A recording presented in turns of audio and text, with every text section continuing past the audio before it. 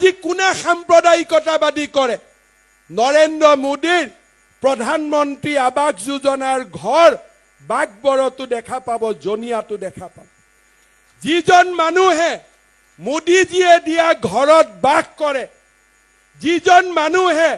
মোদীজীয়ে দিয়া ইলেক্ট্ৰিচিটিৰ সহায়ত বিজুলীৰ পোহৰ লয় যিজন ব্যক্তিয়ে শৌচাগাৰত যায় মোদীজীয়ে দিয়া শৌচালয়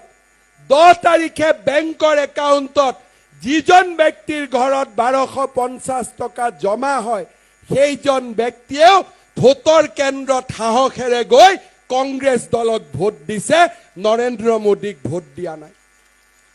সাম্প্ৰদায়িকতাবাদৰ ইমান চৰম নিদৰ্শন আগতে কতো কেতিয়াও প্ৰকাশ হোৱা নাছিল আপোনালোকে চিন্তা কৰক যিজন ব্যক্তিৰ পৰিয়ালে এটকা নিদিয়াকৈ চৰকাৰী চাকৰি পাইছে যিজন ব্যক্তিৰ পৰিয়ালে মোদীজীয়ে দিয়া ঘৰ পাইছে ইলেক্ট্ৰিচিটি পাইছে ঘৰৰ সন্মুখৰ ৰাস্তা পকী হৈছে স্কুল পকী হৈছে সেইজন ব্যক্তিয়ে বস্তুৰ দামৰ কথা চিন্তা কৰা নাই সেইজন ব্যক্তি আন একোৱেই চিন্তা কৰা নাই এটাই চিন্তা কৰিছে মোদী হাটাও তাৰ বাদে আৰু একো চিন্তা কৰা নাই কিন্তু হিন্দু সমাজ ধৰ্ম নিৰপেক্ষভাৱে আমি চিন্তা কৰা নাই মোদী বাঁচাও কোনোবাই মোদীক ভোট দিছো কোনোবাই মোদীক ভোট দিয়া নাই কিন্তু বাংলাদেশী মূলৰ সংখ্যালঘু সম্প্ৰদায়ৰ লোকসকলে কংগ্ৰেছ চৰকাৰ ৰাজ্যত থাকিলেও পেট্ৰলৰ দাম 300 টকা হলেও তেওঁলোকে কংগ্ৰেছকে দিব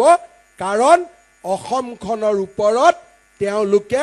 অহা 10 বছৰৰ ভিতৰত অসমখনক তেওঁলোকে দখল কৰিব লাগে সেয়ে হৈছে তেওঁলোকৰ একমাত্ৰ লক্ষ্য নিৰ্বাচনৰ সময়ত মাত্ৰ মডেল কোড অফ কণ্ডাক্ট আছিল আমি মন্ত্ৰীসকলে অফিচত অহা নাছিলো মই নিৰ্বাচনৰ কামত ৰাজ্যৰ বাহিৰত আছিলো এই তিনিটা সময়ৰ ভিতৰতে তেওঁলোকে লখিমপুৰত থানা আক্ৰমণ কৰিলে এই সময়ৰ ভিতৰতে বৰপেটাৰ হিন্দু গাঁৱত তেখেতসকলে আহি সংগবদ্ধ আক্ৰমণ চলালে আৰু এই এমাহৰ ভিতৰতে তেওঁলোকে কোকৰাঝাৰত কোচ ৰাজবংশী গাঁৱত গৈ তেওঁলোকে মাটি দখলৰ অভিযান চলালে মাত্ৰ মডেল কোড অফ কণ্ডাক্টৰ কাৰণে এমাহ মাত্ৰ বিজেপি চৰকাৰখন শুই থকা নাছিল মাত্ৰ নিষ্ক্ৰিয় হৈ আছে এমাহ নিষ্ক্ৰিয় হওঁতে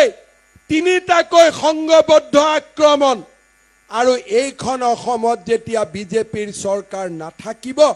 দিনে নিশাই এনেকুৱা কিমান আক্ৰমণ চলিব তাক মাত্ৰ আমি কল্পনা কৰাৰ প্ৰয়োজন